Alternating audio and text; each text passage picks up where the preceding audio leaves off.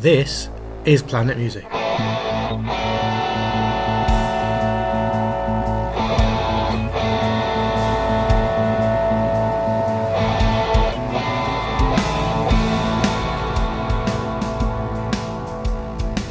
From the makers of Planet Marzipan.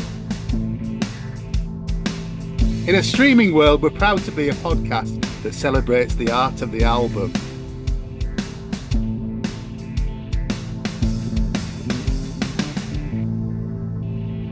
Okay, well, welcome to Planet Music, an occasional podcast about our love for the album.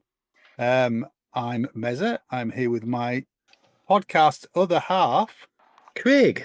As you can see from the title of the episode, we're here to talk about Queen's Hot Space. And we've got two guys with us who know a lot about the album. So welcome, Mikey Kay. Hi, guys. Hello. And welcome back, Grae Tennick. Evening, how are you? Very good, mate. Very good. Yourself? Yep, doing well. Okay. Well, we're trying to sort of cover a lot of bases with the albums that we're covering on this podcast. And we're all fans of Queen, but we thought we'd go for a slightly more controversial choice in the much maligned Hot Space, didn't we? We did, but I don't think it's controversial for any of the four of us. I think it's controversial. It was just the way it was received, I think, because of the change. But it's not actually... It's got better with age. I think the reception for it's got better with age. Yeah, yeah. And considering that, you know, I was aware of Queen when this came out, I was only 10-year-old and wasn't really a Queen fan per se until got into teenage years. So for me, when this came out, I didn't really pay that much attention to it. And so I didn't really know how much of a change this was, because when I listened to this album properly, it was years after, you know, it was probably about 1988, 87, 88, 89 when I really heard it for the first time. So to me, it was just an old Queen album. I think I'm the only one that's old enough to have seen Queen prior to this album, aren't I, on here? Yes. So I saw them in 1980 at the NEC on what was effectively the Flash Gordon tour, but yeah, only played two songs. But I remember how it was received at the time, and we'll talk about that more as we get into the album. But yeah, I mean, Mikey, how old were you when this came out? 7, 8. 9. Was that? You were 9. Oh, yeah. Maybe I was thinking of the game, actually. Yeah, I was thinking of the game now. Okay. But see, this is the thing. I was thinking the same thing that Craig said there. A lot of my getting to know Queen happened it was almost like a Netflix binge, because, like Craig said, we got into Queen sort of like Works and kind of Magic time. Yeah. Massively so by the time The Miracle came out. So then it was dive into the back catalogue and just, you know, every other month when I had enough pocket money or work money saved up, it would be, which one haven't I got? I'm going to buy it, take it home, listen to it. And I actually think I remember getting Queen 2. And that to me was more jarring than Hot Space, because I was like, why are they singing about ogres and elves and, you know, fairy fellas and things? Because it's 8 years before. Yeah, that's why. Yeah. You know, when you're doing a Netflix binge on music, it's, you know, it takes everything out of context. Now, to me, Hot Space is more of a natural progression than a jarring change in style. When you've gone from the game to the Flash Gordon soundtrack to Hot Space and then to the Works, to me, it's a natural progression. Yeah, I completely agree. I think this was going to happen. Some of the stuff on the game, you know, Dragon Attack, Another One Bites, it was all leading towards this, wasn't it? Absolutely, absolutely. Yeah. See, the thing with me, though, I think probably my first real big exposure to Queen was the film Flash Gordon, because when that came out in, was it like 1980 or whatever? Yeah, it was, yeah. I remember going to see that at the Pictures at the ABC on Westgate Road with Joss, my sister. She took us to see that, and we loved it. Yeah. So I mean, for me, it was I'd grown up with Queen, so I remember. I think I was only 4 or 5 years old, But I remember the Christmas show on, you know, when they had the 1975. Yeah. yeah. So I was 5 years old, but I remember that because I was allowed to stay up and watch it because my dad was a huge Queen fan. Yeah. And we lived in Europe at the time, and we used to drive back to see the family. And my dad had 4 or 5 albums that he would put on, and Queen Life Killers was one of them. Mm-hmm. And then obviously, was it 80, 81 Greatest Hits came out? Yeah. And so I'd been growing up with Queen. Then I got Greatest Hits. There was the Flash Gordon movie, which I fell in love with. I had 3 or 4 albums, but this was the first album that I bought with my own money. I bought 2 albums on the same day. This was one of them.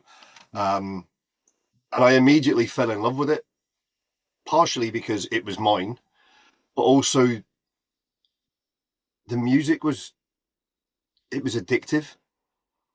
It really is. Yeah.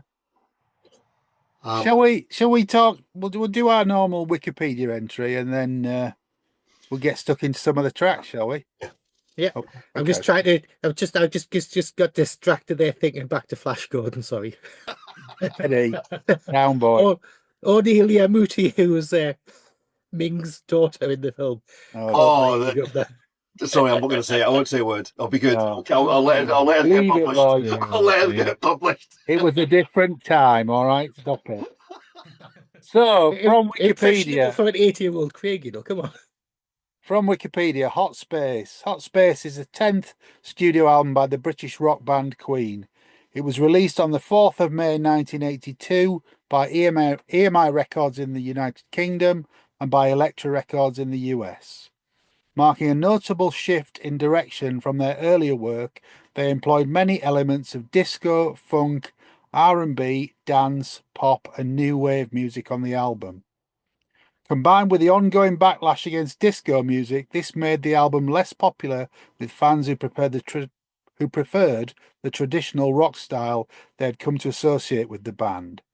Queen's decision to record a dance-orientated album germinated with the massive success of their 1980 hit Another One Bites the Dust in the US.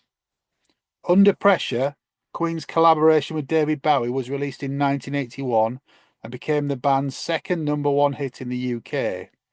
Although included on Hot Space, the song was a separate project and was recorded ahead of the album before controversy over Queen's new disco-influenced rock sound. The album's second single, Body Language, peaked at number 11 on the US charts. So, yeah, as it said, the album was released on the 4th of May 1982. It was preceded on the 19th of April by a single, Body Language. Should we talk about the album in order, or should we talk about the single? Or Well, we'll do it in order. We'll Do the album in order. let's go back to the album then. So, Body Language was the first single, but the album itself starts with a track called "Staying Power," a Freddie Mercury song. It's the thing is with this, and I think a lot of people have mentioned it. This is the first album where there's so many sexual innuendo kind of messages in songs. You know, that all. It's a very horny album, especially the first. No. Right. Get Down, Make I Love. was going to say Get Down, Make Love. No. Good old fashioned Lover Boy. No. There's loads of previous stuff, but this was Yeah, don't let me it's now. so- Come on. I think you need to. there. I think you need to retract that, Craig. Okay, I'll retract that. So, yeah, I'm in love with my cards. Doesn't quite. Well, you never know. Ooh, a messy exhaust pipe. You went there, didn't you? You did. I think "Staying Power" is a great opener. I think it's a brilliant song. Yeah, it's got Arif Mardin's horns on it as well. It's a good statement of the first side of the record, if I'm honest. And it uses does it use the OB1 for bass? It uses a synth Yes, for it does, bass yeah. and John Deacon's on rhythm guitar rather than on bass for it, which was quite common for a lot of the album, I think. Yeah. But it's brilliant, and it's got that. I mean, it's funny. Everybody goes about it being a disco album. For me, it was a funk. There's more of that funk drive to it. Yeah. And I think was it NME? Was it NME or somebody? So somebody at the time wrote a review when it was released, and the headline was "Dirty White Funk."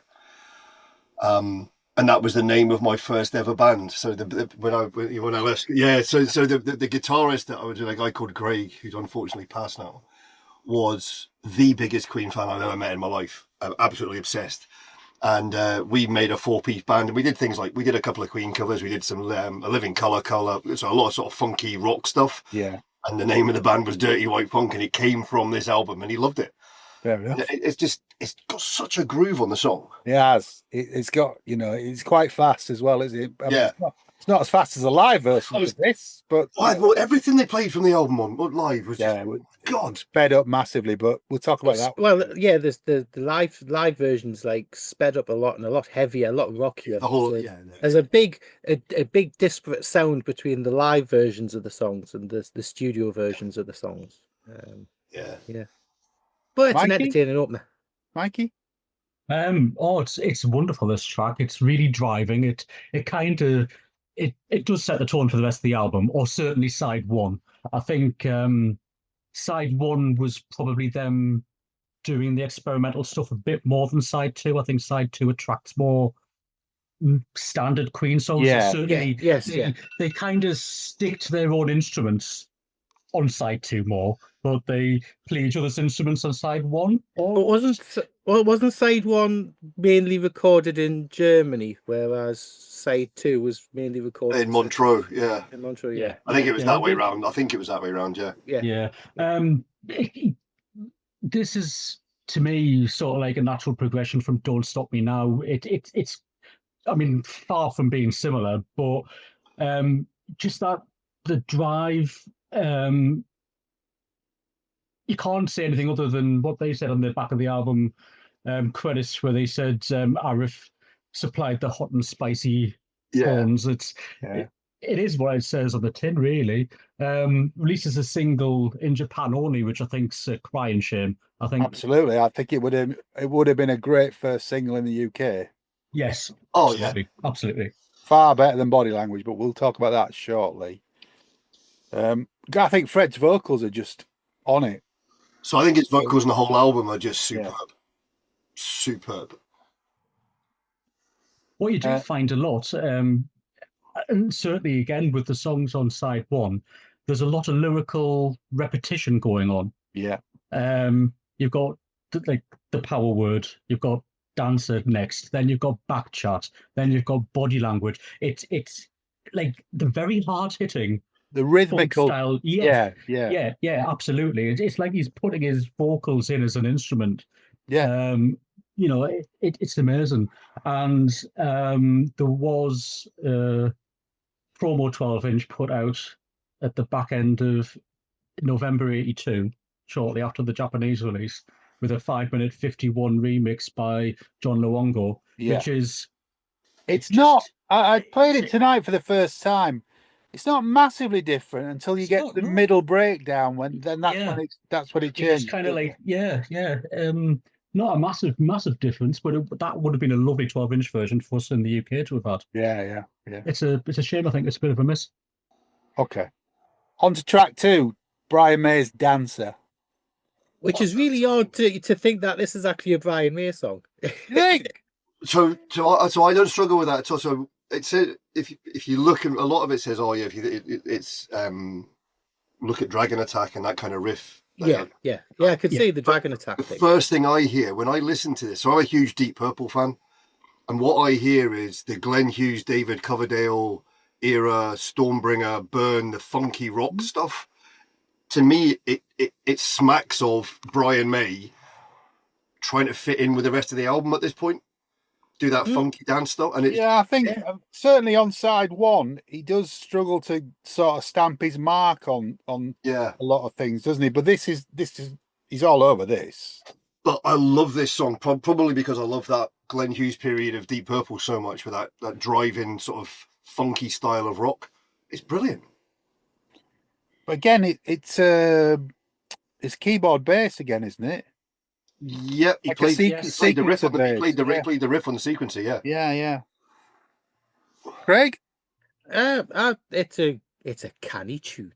I think it's entertaining, and it belies all the problems that they seem to be having in Germany. I mean, they were kind of to say hedonistic is probably an understatement, and Well, they've all said that, haven't they? yeah, For the you years, know, that and period was dangerous.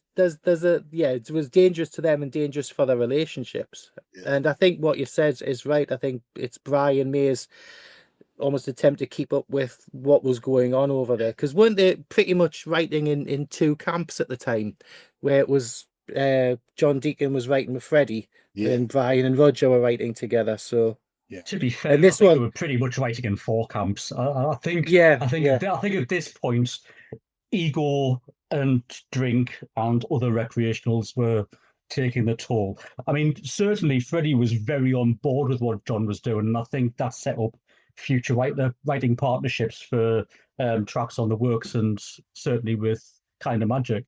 I think the germination of them working together started here because I think they realised, in hindsight, that John Deacon was onto something when, you put your biggest selling record, which was one that he penned.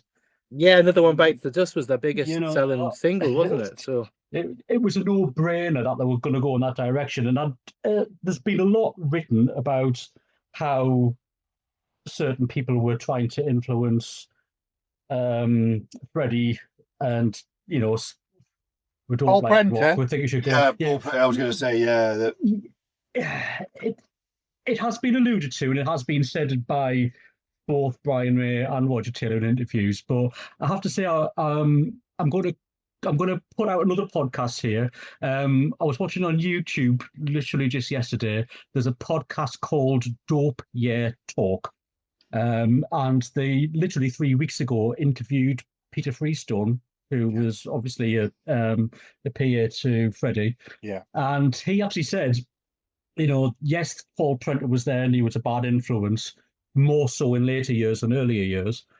He says, but he was surrounded by two or three others that were equally as bad. But he did say that it was John Deacon that was pushing the band harder than anybody else. And he says the one thing to say about Freddie is he wasn't going to get told by anybody what to do. No, I think he wanted to go in that direction. Certainly, when you see how Mr. Bad Guy turned out, yes, Freddie was absolutely pushing for what John wanted as well. Yeah, so who did and you I say think that that's was why with? he could. Did you say that interview was Brian May or Roger Taylor? it was Which Nick. one?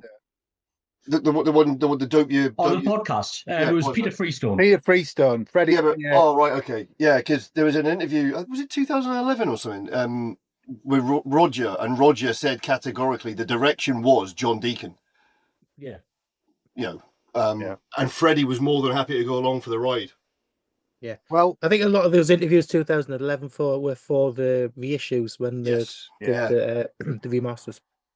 Well, Brian certainly got in on Dancer. The next track is John Deacon's. Oh, sorry. Can I just mention one thing about Dancer? Yeah. Which is the bit at the end of the telephone call that you hear. Yeah. That was actually a wake-up phone call from the hotel they were staying in, which is obviously in German on the record, and it translates as "Good morning, you wanted to be woken up."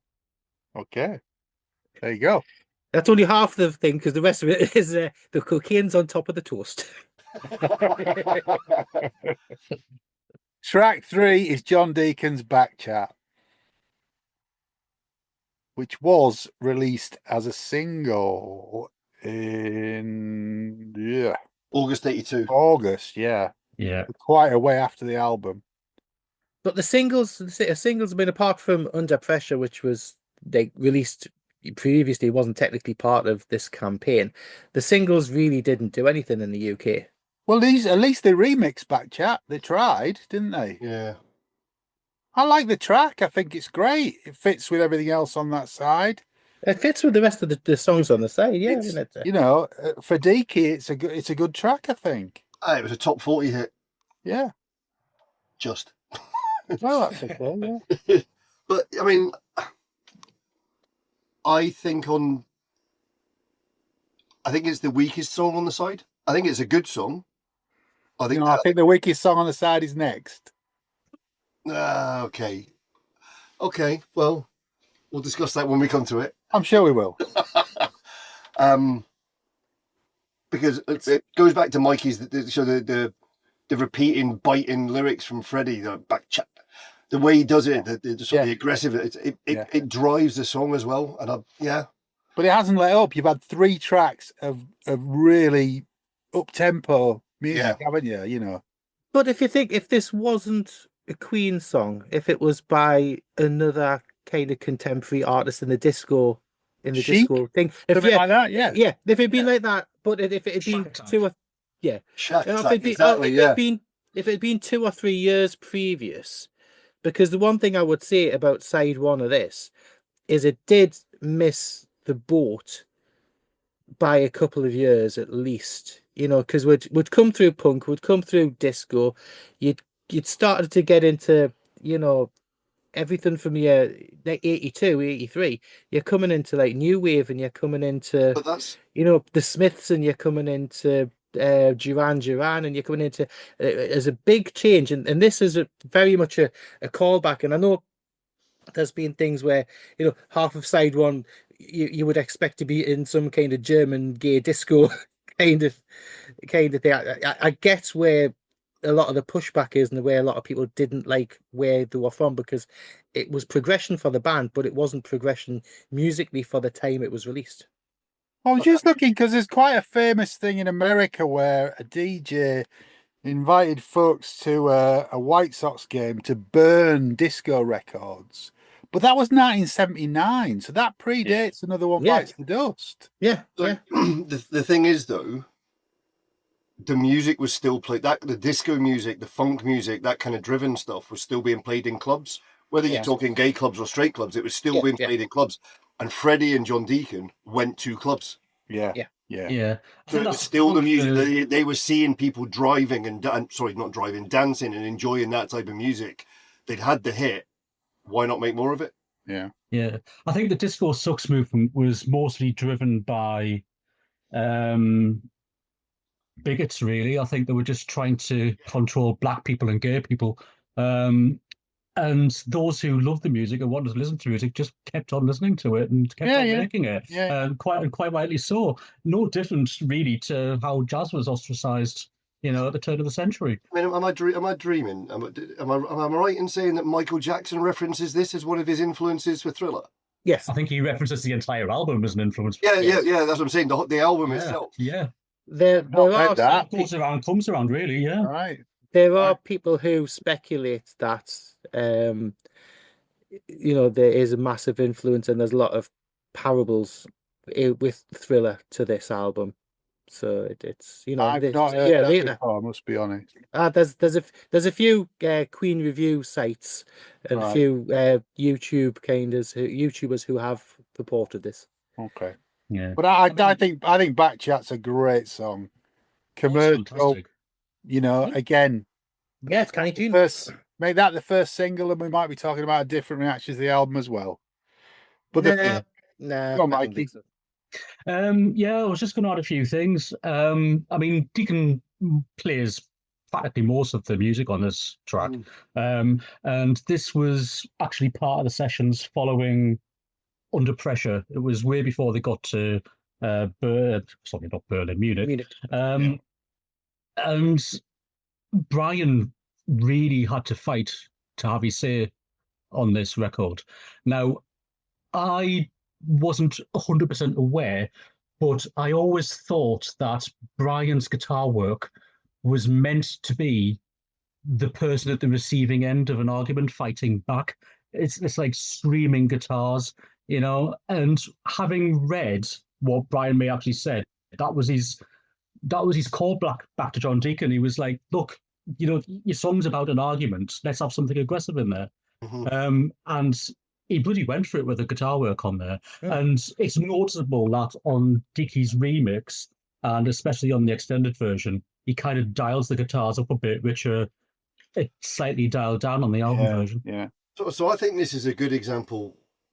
You know, everybody talks about it being a disco album and the guitars being dialed back and what have you.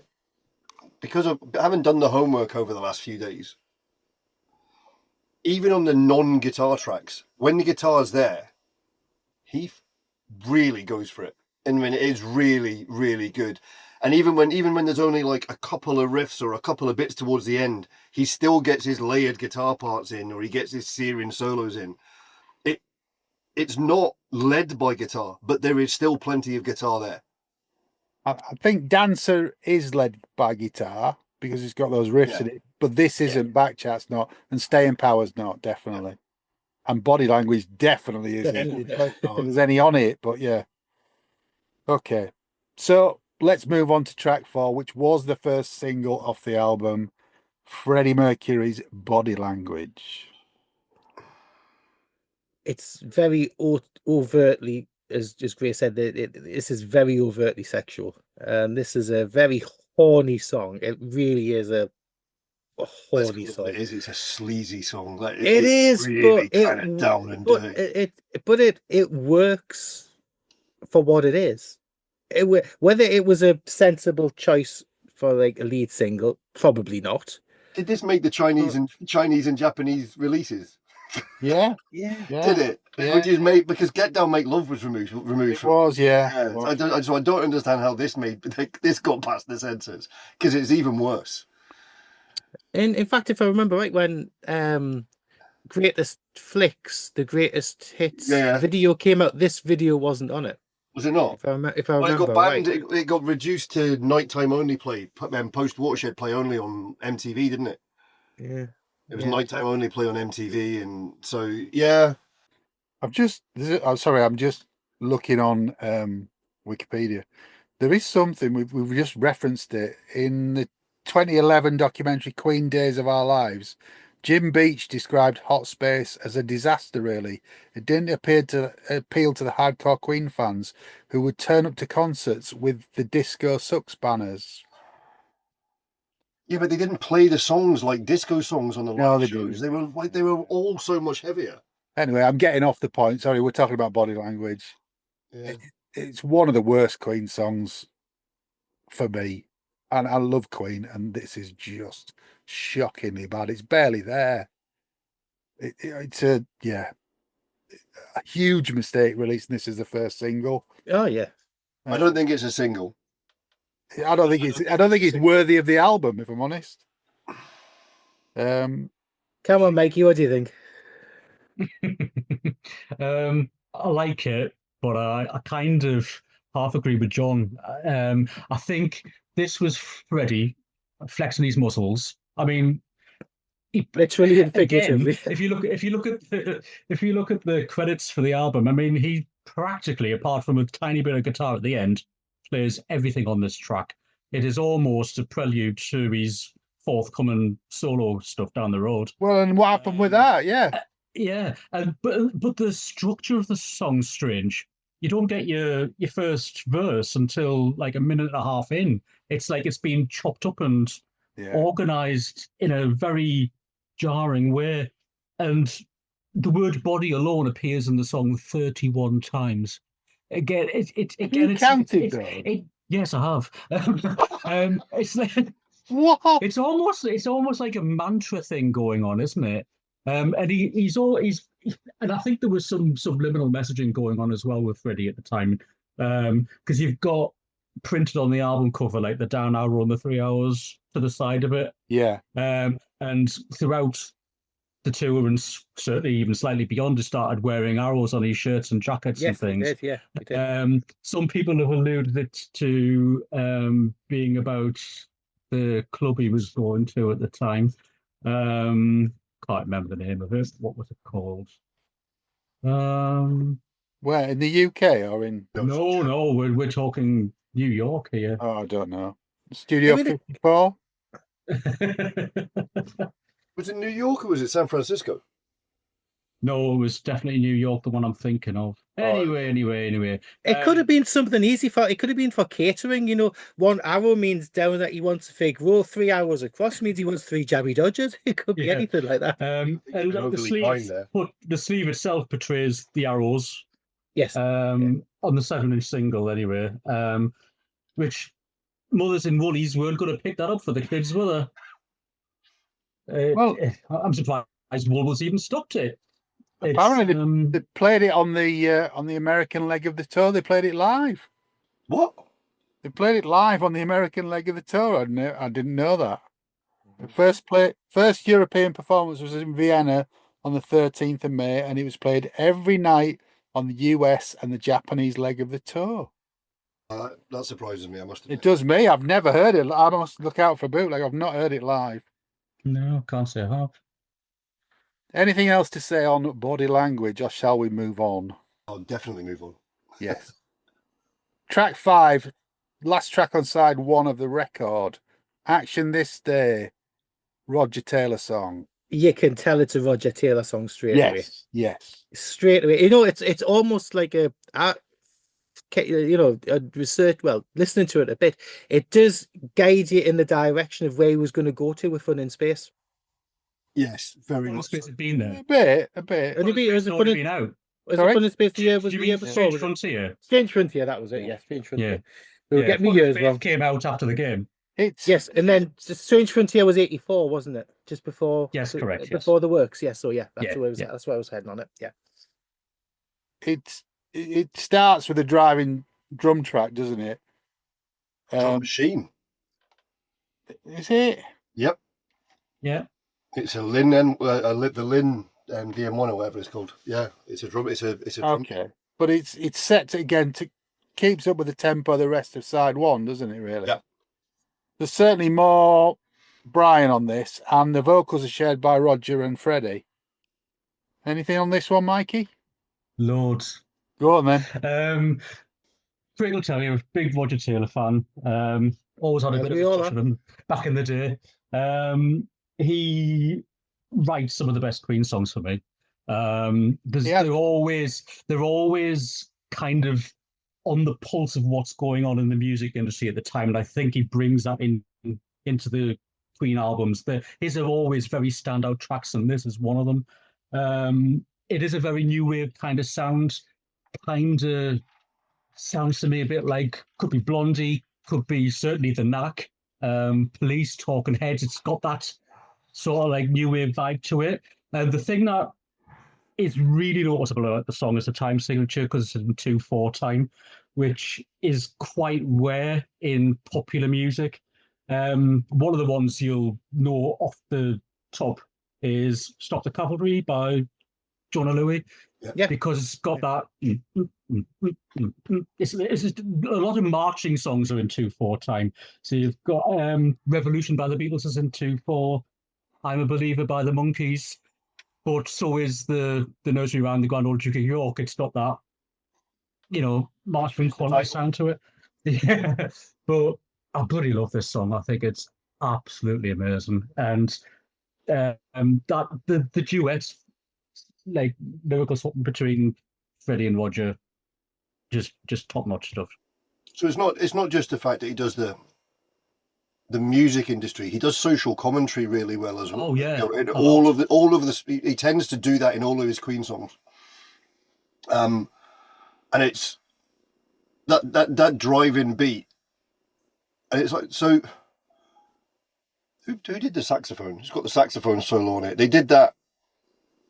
They did it live, but it was a synth? It's been a sequence. It'd be a It was a sample synth, live. wasn't it? Yes, sample. Was it a sample or something? Yeah, Oh, right, yeah. okay. Oh, there was a synth.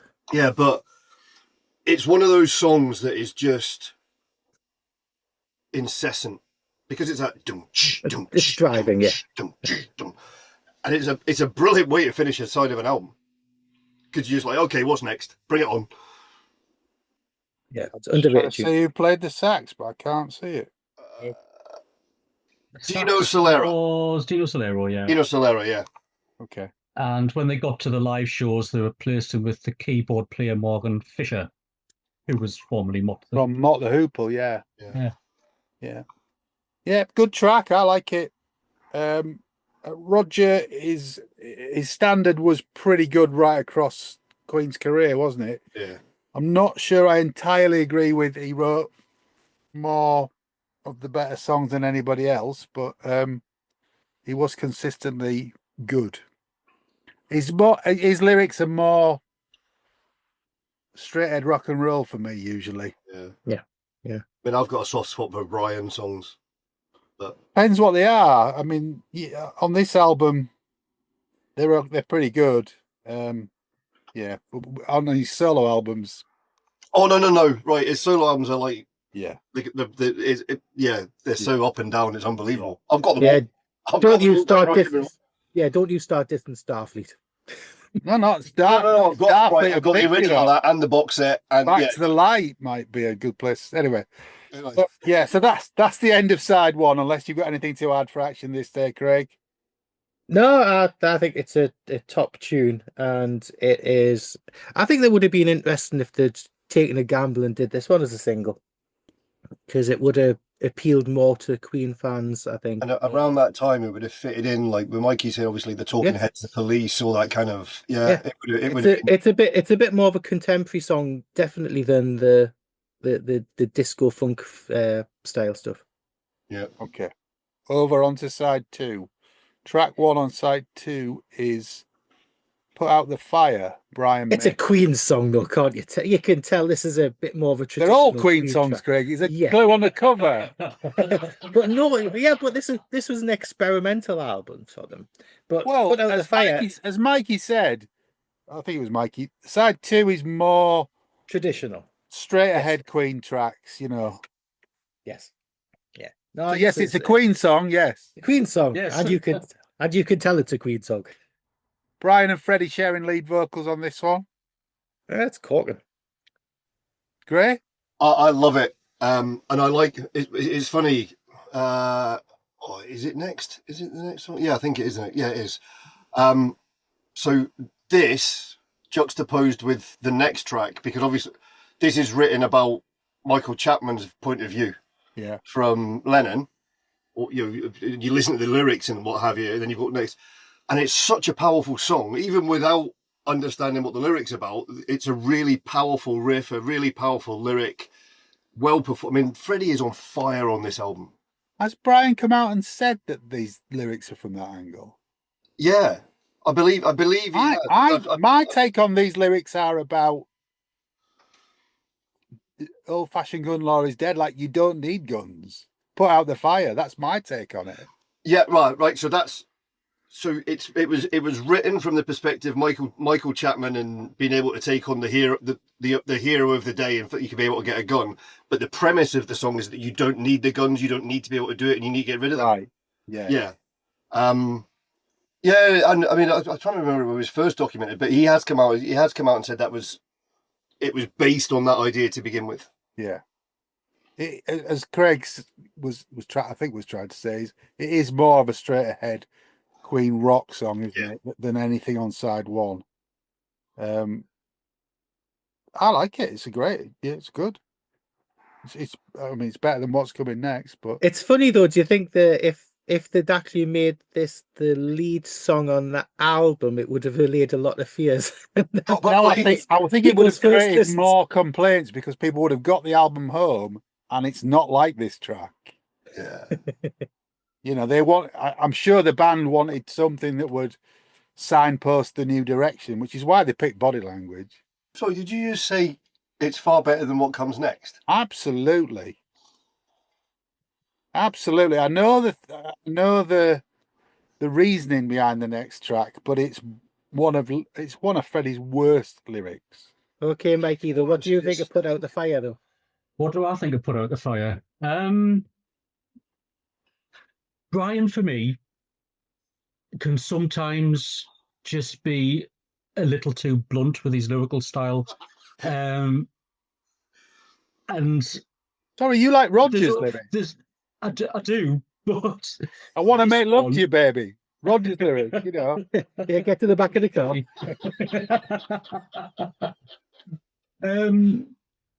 That line in the middle of the song, towards the end of the song, just makes me cringe every time I hear it, which is the people get shot by people with guns. With guns, yeah. It's just, I'm just like, no, Brian, you can write better than that. The rest of the song, I love.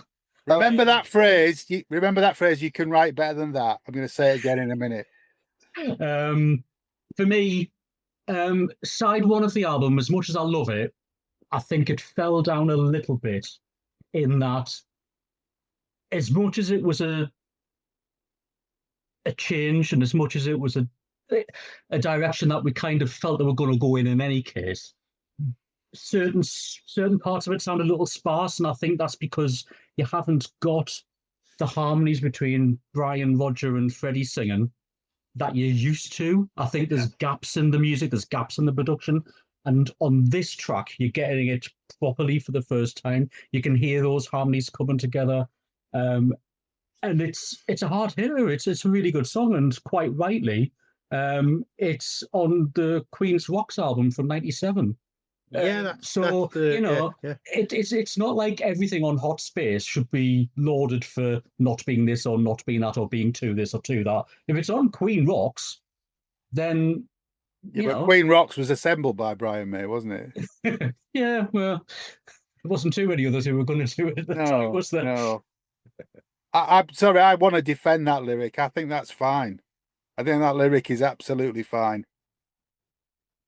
But, you're entitled to your opinion, and so am I. I prefer the song Shoulder Holster. Well, you wouldn't have said that 2 weeks ago, would you? I certainly would not. That's a hark back to one of our other episodes. If you've not played it, Elton John, Blue Moves. Yeah. Okay, let's move on to track 2 on side 2. Life is Real, Song for Lennon, a Freddie Mercury song. Grae, go on. Come on, Grae. I think you should go first. Well, no, because I'm going to disagree with you. So do you want me to do that before you say something? You say it, and then we can disagree with you for once. Okay. I understand the timing of this song and why he wanted to write it. I just think it's some of Freddie's worst lyrics.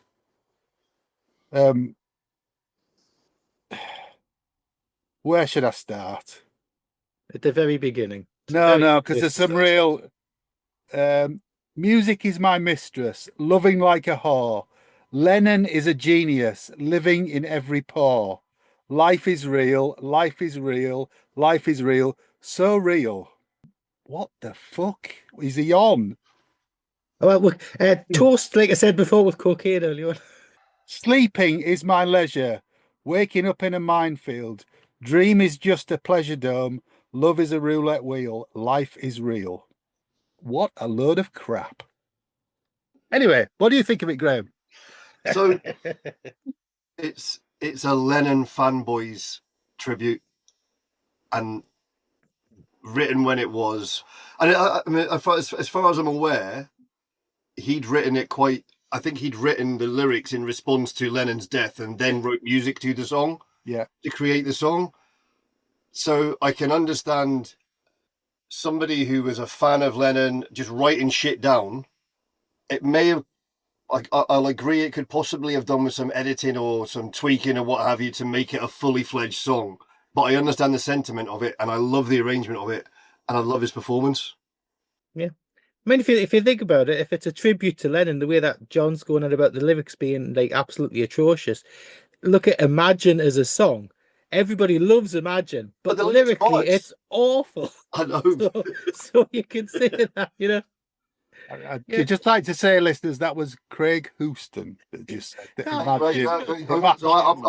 I'm going to back him up, but I'm a McCartney fan. I'm sorry, but so am I. I'm a McCartney fan, but I can appreciate Imagine for what it is.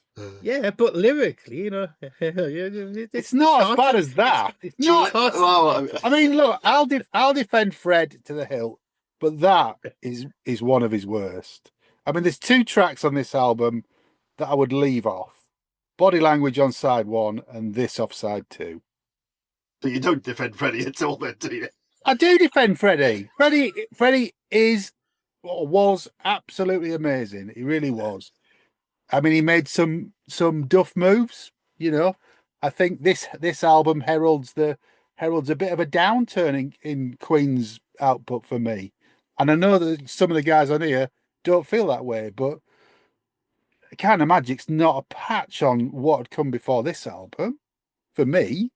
But if it was a new album to you at the time, as it was for Mikey and Craig, yeah, I mean, for me and Mikey, you're talking. It was the works. It was Kind of Magic. It was the Miracle. That was when we were, getting into them. Yeah, but I was around when I remember buying Jazz on the day it came out. And that's a completely different band you're talking about there. Yeah. No, that was the jazz singer with Al Jolson. Was the obviously what you bought on first day. No, Could have you 17. see, I read the covers, Craig, you know? I suppose, yeah, when you're thinking like Dragon Attack, Dead on Time, Oh, all that, you know, and Yeah. then you look at some, yeah, I get it. look, I love Fred. I just don't think that the lyric on Life is Real is very good. I think the better songs on A Kind of Magic are better than this, though. Well, maybe we'll do Kind of Magic another time. And we can disagree again. Craig, what do you think about Life is Real? I like it as a song. I've never really delved into it because I understand, I've understood from beginning that it was a song for Lennon, but if you didn't really dig into the lyrics that much, you wouldn't really pay that much attention to what it means because it's just a generic kind of Queen song. It's never been one of my favorites, No. but I don't dislike it on. Okay, Mikey? Pretty much the same as Craig. I don't dislike it. I think it's harmless. Do I think it's? I think it could be easily took off this album, and I don't think the album will be any better or worse for it. I certainly agree with John wholeheartedly. I think the lyrics are awful. It's certainly not one of Freddie's best, and like Graham said, it was practically written as a poem for his own, for his own self rather than anything else, and then was later put music to it. One of the interesting things I read, and this is going to take me back to when me and Craig were back at school. I had a friend called Ralph who took great pleasure in changing some of the lyrics of this song. The torsos in my closet turned into tossers in my closet. And the guilt stains was... Yes, all right. We can make the rest of that up. Interestingly, Freddie's first stains line was never guilt either. It was the 4-letter C word. Okay. He changed it to the 3-letter C word, and then changed it to guilt stains, quite funnily enough. So yeah, it's not a favourite of mine. I don't skip it. But he's had finer moments for sure. Yes, I think there might be something in what you said there, Grae. Did he just put it down to capture how he was feeling at the time that Lennon was shot? That might be it, and maybe we didn't want to touch it. Maybe he just wanted to put it out like that. I don't know. It's something that Mikey's just said about, and was it you that said about the first side being sparse? No, it was Mikey said about the first side being sparse and lacking some of the lacking some of the harmonies and the layers and stuff. And if you think about this and that comment, although it took them an inordinate amount of time to record this album, it was primarily due to lifestyle, not due to writing. And I think a lot of these songs lack the effort, the production, right, let's take it down. What do we want to do for this bit? How do we make this bigger? Where does the surge come from? And all that they've done on everything up to this point. Yeah. So everything up to this point is operatic in scale and grand and what have you. Even the simple songs like My Melancholy Blues and all that kind of stuff that just blow you away with the way they're done. This doesn't do that. And I think the album itself is all the worse for it, because there's a lot of songs that could have been much better if they'd spent the time rather than fought with each other. But I think one of you touched on it earlier. I don't think they were getting on particularly as a four, were they? So it wasn't conducive to that sort of working together, was it? Next track is Roger Taylor's Calling All Girls. This is an odd one because we never got this as a single in the UK, did we? I think it was just like US, Canada, and Australia. Yeah, I mean the video for we've had a laugh on. I mean they do the dial up the THX 1138 kind of Completely bizarrely. How I mean that's a very deep dive for a lot of people. George. Sorry, you need to explain that to not. I was in the middle of explaining, and then you interrupted. Yeah, so the George Lucas experimental film that he made before Star Wars with the sparse white interiors and the robotic police with the metallic faces. So that's all. And that is the video with the band members. Yeah, but how that fits to the song about calling all girls, it just doesn't. Doesn't we'll go back to marry. the We'll go back to the toast and stuff piled on top of it. I think that's probably how it. That's probably why it makes sense. Back to the cocaine onto us. Yeah, But I think it's a catchy number though. it's a catchy tune. It is.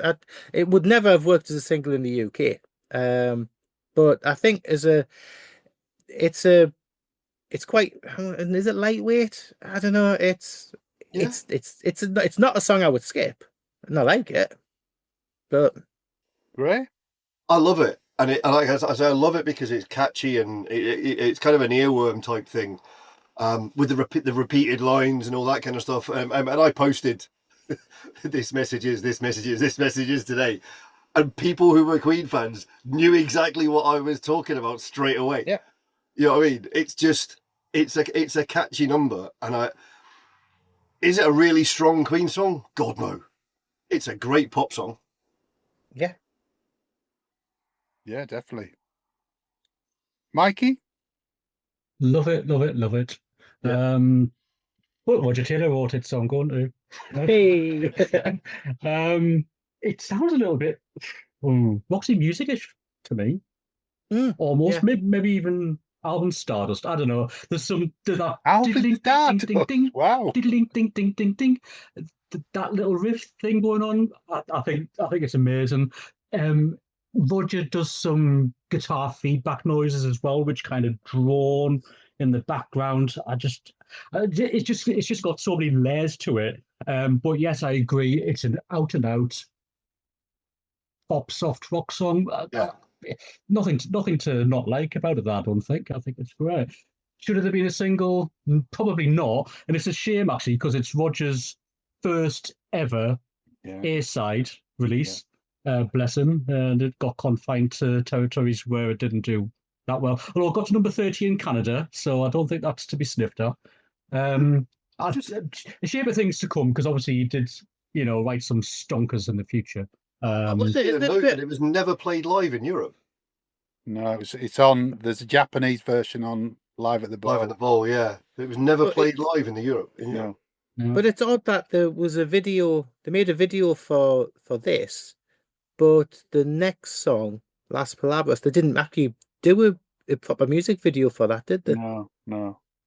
And that was Las Palabras, was that a proper UK? It was a UK single, yeah. So it's odd how there was a promo for the previous, but not for this one.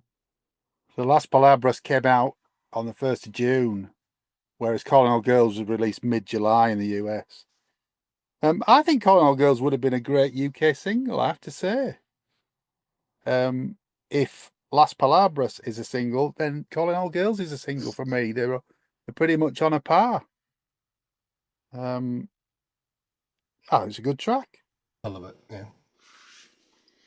On then to track 4 on side 2, Brian May's Las Palabras de Amor, The Words of Love.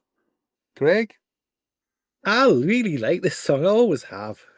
And it's a shame that there isn't a promo video for this, but there is an interesting Top of the Pops performance, but it was a recorded Top of the Pops performance. It wasn't in front of a crowd, and it's just entertaining to see that Brian is playing a keyboard, a grand piano, and then doesn't pick up his guitar till the very, very end. But it's just, it's funny to see because they really should have had Spike on the keyboards there and let Brian do his miming for the guitar parts all the way through. But no, I think it's a nice tune, and it's almost a love letter for the South American fans, wasn't it? A bit like Montreal is for the Marillion fans. It's on. You say there's no video, but it's on Greatest Video Hits Volume 2. So what is that? It was the thing that Craig was speaking about. Yeah, it's like it's a pre-recorded video for Top of the Pops. But that's all it ever was. Right. Yeah. Okay. Cool. I love it. It's a bit of a maligned Queen song, isn't it? But I don't see why. It's nice, and it's got some really nice Brian May classic guitar bits in it, especially the end. Yeah. It's a bit of a low key anthem for them, isn't it? It was performed at the Freddie tribute concert by Zucchero. And it is amazing. Yeah, I love his voice. And I love the lyrics to it. I love the plaintive performance to it. I love the harmonies. I think it's looked over, and I don't know why, because me neither. it's really such a beautiful song. Yeah, I agree. It's one of the highlights of the album for me. Yeah, it's a classic Brian May tune, isn't it? In the old style. Very much so. Yeah. Go on, Mikey. I bloody love this. I think it's absolutely stunningly beautiful. Again, it's another one of those tracks that sounds simple in hindsight, but when you listen to it, it's far from it. That's just like a digital sound processor noise, which is whirling in the background. I think that's absolutely wonderful. And the bit of the song where the harmonies click in and the two sing the line "This Night and Nevermore," honestly, it gives me goosebumps. One of the highlights on the album for me. Don't know why it's quite so overlooked. I mean, it got us what? It spent like quite a while. The charts had hung around a while. It got to number 17 in its 5th week, so it was a climber. People were buying it. And the single cover with that little baby's face on, "What's Not to Love?" Apart from the fact that throughout the entire campaign they used the same Queen font, and on this single they changed it, which makes my eyes twitch. But funnily enough, it must hold something to Roger Taylor as well, because years later there was a single new. How have I never noticed that before? Which reuses the little baby. So just is it the same picture? It's just different exposure, isn't it? Yeah. So what's that? Is that New Dark Ages? That's New Dark Ages. Yeah. But I love that track. Yeah, me too. It's the words. If you look at verse 2 could be from H. "One foolish world, so many souls, senselessly hurled through the never-ending cold, and all for fear and all for greed. Speak any tongue, but for God's sake we need." And then it goes into it's just gorgeous. Yeah. Fantastic track, it really is. Okay. On to the most recent single from the album, Cool Cat. Yeah, that was was it a couple of years ago that? It was an Record Store Day release. Yeah. Was it 2022, Mikey? 22 24. 24? What was it? Yeah, 24. And as of recording this podcast right now, queenonline.com have actually still got copies of this beautiful pink 7-inch vinyl. And on the flip side, there's an instrumental version of it, which you won't get anywhere else. John's grimacing. How have I lived all this time without that? Well, exactly. They've even put all 4 faces on, even though we well know there's only 2 people on this track. Yeah. Go on then. We'll start with you, Mikey, on Cool Cat. Back in the day, I bloody hated it. I would literally, if I was playing Hot Space, this is where it stopped for me. The last 2 tracks never got played. Yeah. Now, in hindsight, I can say it for what it is. As with Backchat, this was the other song that was done shortly after Under Pressure, and I think you can tell. I'll let somebody else talk about the David Bowie connection. For me, the thing that jars the most is Freddie's falsetto, and I know he gets away with it sometimes, but to me, it's kind of veering on like the disco diva Sylvester territory. I think it's just pushing it a bit much, but musically, it's sparse, but it's rich, and I actually now in hindsight really like the track. I still think the singing just doesn't quite do it for me. But, yeah, I'm like you. I think it's too much falsetto in it. Yeah, that's where I'm at with it. Yeah. Go on, Craigie. Do you want to enlarge on that, or is that your review? Pretty much it. I'm a bit like what Mikey was initially with it. It's not one of my favorite songs on the album, And I mean, you know fine well, I absolutely love Freddie's voice. He's just the world lost something at the end in 1991, and it's there's so many of us who've still not got over it. You know, nearly like 34 years later. But this one here, no, it's not for me. It just the falsetto's got a lot to do with it. Is it I better? think, Is it better than 1 Year of Love? I like 1 Year of Love. Get The lost! two. What a Oh, steaming turn that is! God, Get away! Right, we need to do a kind of magic because you and I are going to fall out, Mezza. Fucking 1 Year of Love! Oh, You're This is kidding! better than Pain is So Close to Pleasure.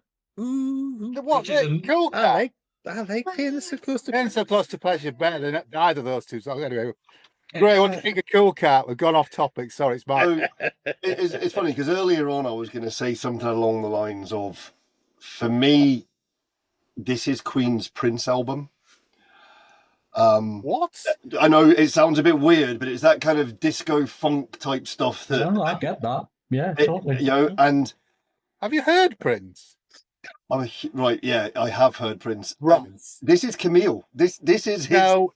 It's not as good, No. but it's almost like Freddie did when he started doing this this falsetto stuff for an entire song, rather than like hitting notes and like singing normally and then going up and breaking it and doing. When he did these character songs, it was almost as if he was trying to be somebody else, and I can forgive him for it. Do I like the song? Not really. No. Would I take it off the album? Not as quickly as I take the next song off the album. No. I mean, Mikey's alluded to it. There's obviously, well, maybe not obviously. There's an early version out on YouTube where Bowie's backing vocals are on it as well. Because he asked for it to be taken off, didn't he? Did, and I've played it tonight. I don't know if have I played it before ever. I don't know. It doesn't sound like it's authentic to me. Sounds like mumbling nonsense to me. So it's interesting because it says on Wikipedia that the album that the track is available. Yeah, and you said that you've got it on YouTube. However, it's in 2 or 3 places on YouTube. Yeah. However, there is a on is it You Discover Music, which is the universal thing? Yes. It says it has never been released, has been destroyed, and there is no existing copy even on bootleg. Yeah. So with you saying it doesn't sound real to me, I wonder if maybe it does. I mean, I'm not a Bowie fan by any means. The only time, well, Craig and I both saw him was at the Dave Gilmour gig. But it's just a sort of, I mean, in the one hand, it's a sort of off the cuff backing vocal, which we will talk about Under Pressure in a minute, which is full of that sort of thing. So it could be kosher. It just doesn't sound to me as good as something David Bowie would do, which is maybe why he asked for it to be taken off. Absolutely, which is probably why he did say that. But I'm like Mikey. I never really got on with Cool Cat. It's okay now. Yeah, it's better than 1 Year of Love, that's for sure. You're not a Highlander fan, Craig, are you? Craig baited again. You're not a Highlander fan, though, are you? No, I'm not. No. Yeah, that's fine. Speaking of which, if you are, Craig, we need to talk after this about Henry Cavill. Oh yes. Well, listeners, you'll never know, and neither will I. But there you go. Mikey's a massive Highlander fan as well. So, my boy's all right. I'm outnumbered again. We can't all be fans. There can only be one. Hey! Don't lose your head. Okay, I'm going to start with Mr. Tennick. The last track on the album is Under Pressure. Get me tin helmet on. With David Bowie. It was a great single. It was an absolutely great single. It was credited to Taylor, Mercury, Bowie, Deacon, and May. Well, it should have been May, should it? Well, no. I mean, yeah. And he's been quite open about it. I think it's the sound of the door slamming, isn't it, May? Yeah. It's a great single, but it's from that era. Well, no, it's like, hang on a second. It's from that era of Bowie and Jagger, Bowie and Queen, all the, Elton John and Kiki D, all these people that do like the pairings up of people that were, and it's a really good fun song. Is it a Queen song? Does it deserve to be on this album? I don't think so. I reckon the only reason it's on this album is because David Bowie was meant to be doing Cool Cat. He took it off and they gave him this is a sympathy vote. I don't think it should have been on the album. I agree with you. I think the only reason it's on here is because it wasn't on the original Greatest Hits in the UK. Ah, right, okay, yeah. Was it It for was on- it timing was on- wise? Was it? It was on American. I think it's on the American copies. Is it? Was it? It's on one of the non-UK copies. I believe so. Yeah. But it's not on the UK Greatest Hits, which I think is why they tagged it on. I'm with you. It shouldn't really be on this album. But then you're left with Cool Cat ending this album, and I'm not sure how I feel about that. Yeah, but there's. Yeah, okay. You can't end the album on Cool Cat, can you? No, you can't. No. But but similarly, wasn't, if you jump ahead to Kind of Magic, One Vision wasn't really part of Kind of Magic. That was a single in '85 for the Iron Eagle film. It was, but Was. sneak preview of our review of Kind of Magic. It's the best track on the fucking album.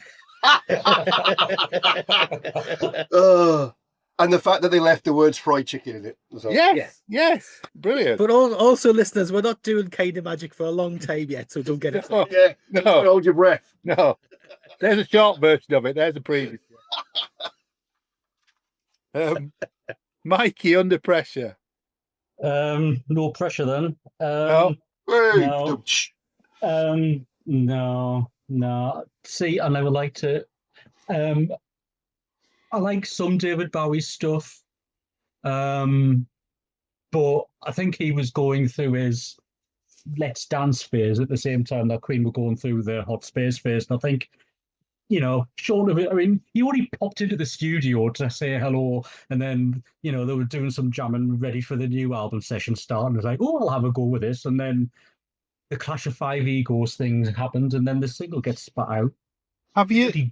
Bloody god-awful video. Have you? Sorry to interrupt you. Have you seen that?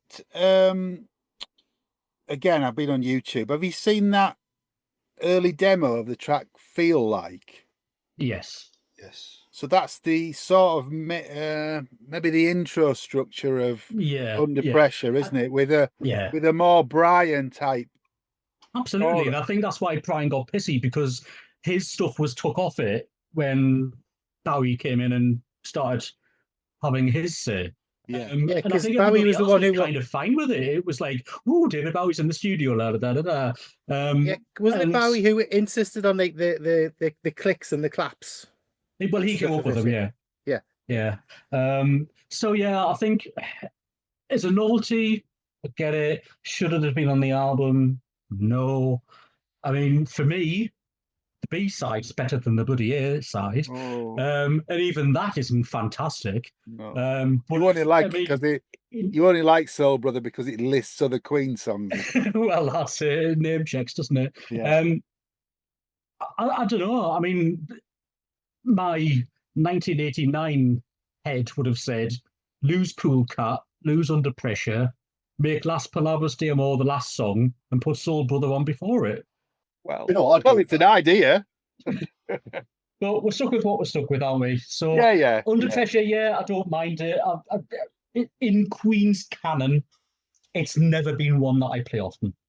And I just don't think it fits on the album. We all know the reasons why it's on there, but I personally don't think it does. Greg, you agree with that? Yeah, I mean, if I take my Queen fan head off and put my just pop music fan Planet head Music on, head. not be Planet, it'll be pop music head All right. on. It is such an iconic song, and you think about it, for a jam that was thrown together by five big egos and was thrown out to be as commercially successful as what it was, and iconic around the world, because there's so many people who are not necessarily Queen fans who absolutely love this song. I'm not going to take that away from them. No. And I don't mind it. Lyrically, it's quite throwaway. It's trying to be deeper than it is, but it isn't. But I don't mind the song at all. I think you're right. It doesn't really necessarily fit on this album. But you can't take away how much of an iconic song it is, though. And I've got to give it respect for that. Yeah. Prefer the Lennox Bowie version. Well, there you I think I go. prefer the The non-existent light version. version they did. Yeah. I mean, I don't know. It's a part of Queen's classic history, isn't it? Yeah. I'm with Mikey. It's not one of the best songs for me by any stretch. But does it deserve to be there? Maybe not. But it needs to be on a Queen album somewhere, doesn't it? So overall, that's the album. Do you want to talk about versions or? Yeah, because you've got was it 2011 when they did all a 2 CD remasters. And can I just do my usual? My God, EMI, could have done a bloody better job of this. Even though these Parlophone reissues, or these are Universal ones? No, they're on Ireland. They're Universal, but they're on Ireland. Yeah. Yeah.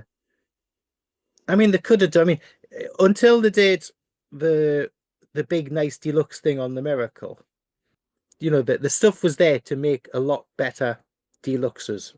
No, News of the World's got a better deluxe. Yeah, but when was that released? Before the Miracle. Before the Miracle. Yeah, but it wasn't. It was after the remasters. 2011 one. Yes, but News of the World is the first half decent deluxe they put out. Yeah. I have to say, I think you'll be waiting a very, very long time. I think the devil will be skating to work in the morning before we see a deluxe version of this. I don't think Brian and Roger would actually have it particularly high on the list of things to do. No, I mean, the bonus EP is just a 5-track thing. Stay in Power live at Milton Keynes Bowl, June 82. Soul Brother, which is the B-side that Mikey was talking about. John Deacon's 7-inch single remix of Back Chat. Action This Day and Calling All Girls live in Tokyo, November 82. So they weren't exactly showering us with unreleased gems there, were they? But can I just say, to do with our other podcast, the reissues we've had for our other podcast from the 90s and now the current deluxes poop all over these from a great height. The Marillion reissues. I wasn't going to say the M word. Just say it. Just say it. Yeah, from these 2011 ones they do, but not the new. See the new boxed ones, the ones that are coming out that we've. What is it? Just been News of the World and Queen. Cool, yeah. Queen. Oh, One. and Queen 1. Queen. Yeah, it's now Queen, called Queen 1. Queen 1 now, yeah. Queen. But these. No, it's on the front of the big box. I know it is. I've got it. But these new ones, yes, they are starting to redress the balance. They are, but they've got like rogue instrumental discs in them for no apparent reason. Money. They're too bloated. Yeah, it's gone from one extreme to the other, hasn't it? Yeah. There's reissues of interviews that have come out on other, like on-air interviews, and now repackaged in the Miracle box. And they need to stop doing that. They're just ripping folks off. Well, if you want to talk bloated, how about, have you seen the new, way off topic, have you seen Bruce. The new War of the World stuff? Oh, no. Oh, yeah, that's a ridiculous the CD release. Yeah. Mark Owens will be rubbing his thighs in anticipation of that. 16 CD release. I'm like, what? Bugger off. Yeah. But back to the job in hand, Hot Space. I don't have an original album, Mikey. Do you have an original album? This is silly. Here he is holding one up for us. Grae's run off, so I'm assuming he's going to get his original album. Yeah. The thing I like about the original album is the inner sleeve's got these lovely, lovely, lovely curves to it, which when they've done subsequent pressings, they've gone for full square, which is really annoying. But I've got a first press. There's no barcode on the back. Yeah. So it's shows its age. It's beautiful. So who thinks it looks like the game Simon from MB Games? Yeah, indeed. Yeah, a little bit, yeah. Yeah. For me, this kind of harkens back to the Beatles' Let It Be cover, if it was done by Andy Warhol. And funnily enough, I think other bands have taken inspiration from this cover. You've got U2's Pop, Yeah. and if you look at the colours of the hues on the faces on the U2 cover, they're in the same colour. And also there was a greatest hits package released by Blur. Blur was the And same thing. Yeah. again, it's 4 tiles with 4 faces on. Obviously not in the same style, but the colours are the 4 colours that Queen used. The thing that makes me laugh the most, though, is the inner sleeve, because it's almost like the photographer went, "How's the album sessions going?" Click.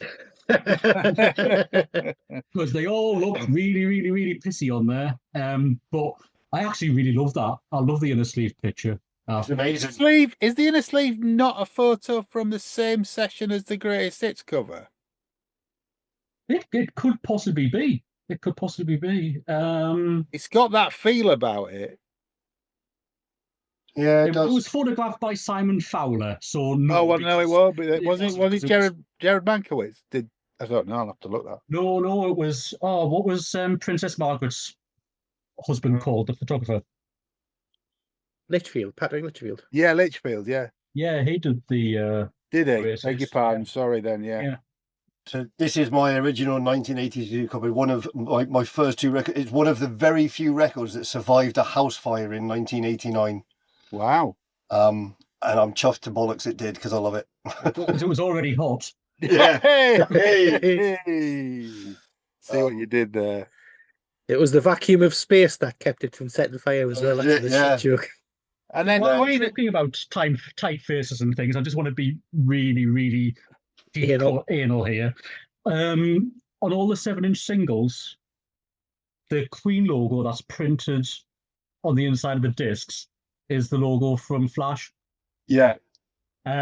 Which is really, really, really bloody annoying, especially when the logo for each Queen album, previously has been pulled through all the releases. For some reason, the people in the pressing companies were very, very lazy. Just went, "Oh, we've got one. We'll just use that one. It's only been used once before." So, yeah, just thought. Sorry, listeners, we have to let him get this out. It's part of his therapy. It is. Otherwise, the amount of drugs we've got to keep him on. Mikey, talk about the half-speed remaster of this album. Why? What do you mean? What? Because it sounds fucking amazing. That's why. It does sound fucking amazing. It sounds better than what Hollywood Records put out in 1991. That's for sure. Yeah. I mean, the coloured vinyl box set has been reissued about 4 or 5 times now, hasn't it? Yeah, I think Which really upsets me, by the way. Why? Yeah, me too. Because it was sold as a limited thing, a single edition at the time. Yeah. Doesn't upset me. I bought one of the 3rd repressing, so I'm all right about it. Yeah, no, I was in the queue for the first one. Push the old credit card to the limit with that.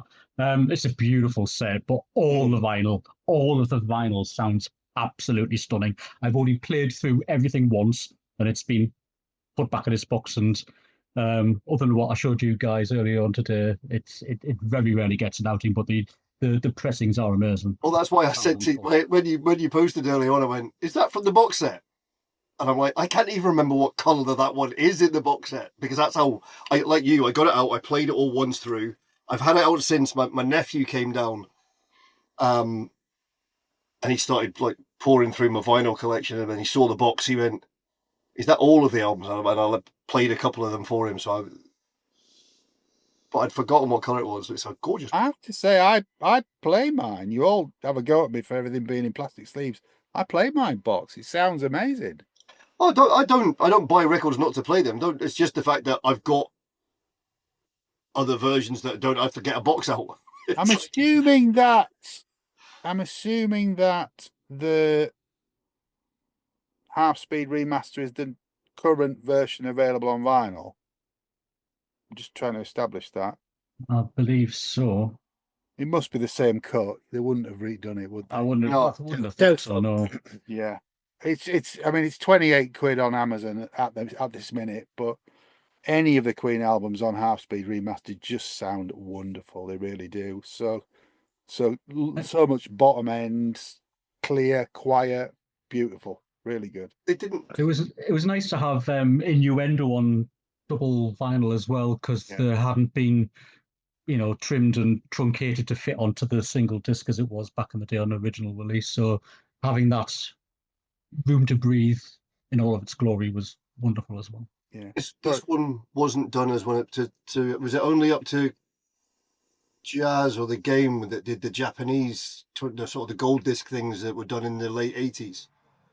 Oh, Don't know. oh! I don't think You could be right. I think it went up to the Game. I think it went up to the Game because Yeah. they are some of the most open sounding Queen releases I've ever had. Right. Absolutely blow me away. But they've been done in such a way that you hear things that you're not meant to, because of some of the tracks. But yeah, I don't think this. I think they stopped before Flash. Right. Okay. Which is a shame, because I think these two would have benefited from that. But, Yeah. Yeah. The other thing that we sometimes talk about is whether there's a tour for the album. They did tour extensively, but was only like 3 dates in the UK, wasn't it? But they were all big ones. 4 in the UK, but they kind of did a little bit of Europe, and they spent a long time in America. So they obviously had the success of the Game and the singles from the Game. So they were trying to build on that, weren't they? They started in Europe in April the 12th in Norway, I believe. Norway was the first one. But they did dates in Austria.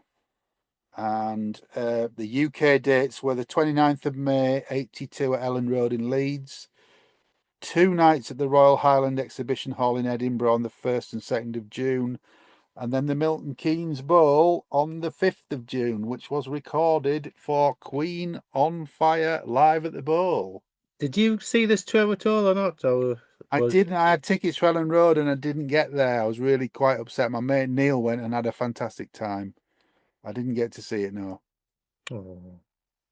But this is a good On Fire live at the Bowl is a good record of it, isn't it? Yeah, it's an entertaining gig. I watched it last week. And I hadn't seen it for years because I don't actually have the DVD of it. So it was released as a video first, and not as an album.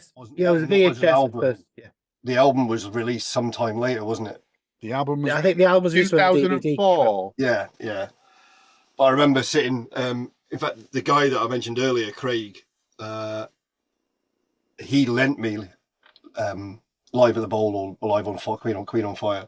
Yeah. And it's the only VHS I've borrowed from somebody that I completely chewed and ruined. No. My player just went, and he never forgave me. Never forgave me. Even when I bought him a replacement, he was like, no, not good enough. It's like, but it's such a brilliant show. It is. I mean, Queen's set list are renowned for not really changing too much. They sort of evolve like glaciation, don't they? But this is the track list for Live at the Bowl is Flash, The Hero, We Will Rock You Fast Version, Action This Day, Play the Game, Stay in Power, Somebody to Love, Now I'm Here, Dragon Attack, Now I'm Here Reprise, Love of My Life, Save Me, Back Chat, Get Down, Make Love, Brian May Guitar Solo, Under Pressure, Fat Bottom Girls, Crazy Little Thing Called Love, Boho Rap, Tie Your Mother Down, Another One Bites the Dust, Sheer Heart Attack, We Will Rock You, We Are the Champions, God Save the Queen. It's a fucking brilliant set. It's a big spread of the career, isn't it? It is, yeah. So really, and the stuff from Hot Space on it is really, really heavy as well. You know, it's fast, isn't it? Yeah. And fast. It's so driven. Yeah.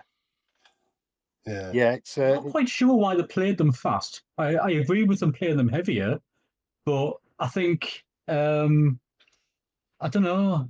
I think it spoils it a little bit for me, the speed at which they go. It's almost like an alternate version. Yeah. I mean, it's amazing to hear. I mean, Brian Rip roars through this stuff, doesn't he? Yeah. And I think he's, like, don't worry, I'm still here. I think they pulled together, didn't they? Because they were obviously aware of what was being said about it, so they thought, we'll show you. Absolutely. But when you see so many of the Game tracks in there, especially stuff like deep cuts like Dragon Attack, it's like it's an amazing song, isn't it? Yeah. They hold up as much as anything that they play from the Game from Hot Space on the tour. It's it's a stonking set list. It really is. Yeah. Absolutely brilliant. Shame none of us saw it. I'm sure we'd have all liked to have been there. Final thoughts on Hot Space then. Craig? Much maligned, doesn't deserve it. I think it's an entertaining album, and it is. I admit it's not one that I go back to loads, but anytime I do go back to it, I thought, oh yeah, I enjoy this, don't I? Yeah. Grae? I love it. Like I say, it's got a special place for me. One of the first things I bought.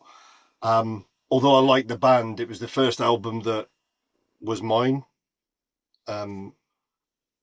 It's brilliant. It's got pop songs, it's got rock songs, it's got love songs. It covers all the bases. Is it a Queen album? Very definitely. It's very much a transition album, though. Yeah. Like Mikey says, it's the start of it's a continuation of Jazz in the Game going forward into what happened next. And I love it. Yeah. Mikey? Yeah, I stand by what I said. I don't think you would have got the works or Kind of Magic without this being part of the back catalogue. In some ways, I wish they'd push themselves just a little bit further. If you're going to be that daring and risky, dial it up, you know. I think sometimes when any band release something which is slightly maligned by the fans, that gives you good enough reason to dig it out and find out why, because you know for a fact there's going to be some absolute gems on the albums that the fans hate, because they're doing something for themselves as much as they are for the, you know, it's like they're testing themselves, they're pushing the boundaries. And there's songs on this which are as good as, if not better than what's gone previously. I certainly think that if you haven't heard the album, or if you just go, oh, it's a dance album, put it to bed, pick it up, put it on and have a listen to it. And as an apology from previous, the gay club that Freddie Mercury used to frequent was called the Mine Shaft. And that was the one which a lot of fans think that he pulled the arrows from, because it was, you know, go here for this, go down there for this. They had a lot of neon arrow signs in that building, so maybe we will never know. All right. I'm just going to say that I love this album, bar a couple of tracks. It's still classic Queen to me. It's, as Graham said, it's a transitional album, though they're starting to go somewhere else. But if you've never heard it, or if you think you've heard it and don't like it, dig it out again. You might just be surprised. We'd really love to hear what you think about the album. So please let us know in our Facebook group. And we will be back soon-ish with another album. We don't know what it is yet. We'll talk about it amongst ourselves. But we'll come and bore the pants off you about another classic album soon. I just want to thank Mikey Kay for being here.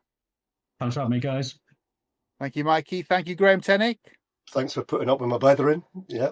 Hey, you're always welcome. And thank you to my other half, Craig. Thank you, Mrs. Thank you. Almost had a domestic tonight, didn't we? But we're just about. Oh, is it? After 30 odd years, we still haven't had one. We're fine. We want to thank you very much for listening. Please mention the podcast to friends if you've enjoyed what you've heard, and if you haven't, still tell them, because then you can listen. Then they can listen and go, "How shite it is."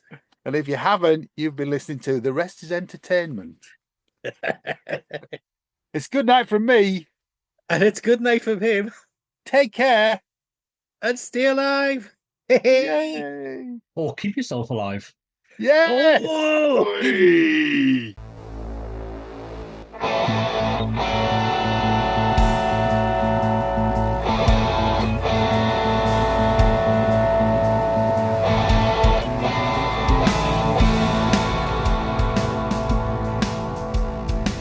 Thanks for listening to Planet Music from the makers of Planet Marzipan. If you like what you've heard, please like and subscribe, and maybe even join our Facebook discussion group. You can contact us at planetmarzipanpodcast@gmail.com.